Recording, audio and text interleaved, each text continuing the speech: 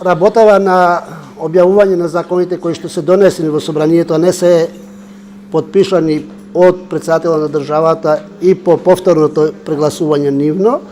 е работа на обврска процедурална на собранието, волјата на мнозинството, односно на собранието како институција воопште и поставеноста на парламентот како законодавен дом кој што е надлежен впрочем да доноси закони и да ги стави во живот тие закони што ги донесува, да ја продолжи процедурата на оживување на тие закони кои што се донесени. Јас кажав и претходно на брифингот дека имајќи предвид сите околности сега кои што се однесуваат на процесот на референдумот, не би сакал сега собранието да се постави како кочничар или како институција која што ќе делува спротивно на оно што го изјавуваме дека сме предосредени на се на постапката за референдумот.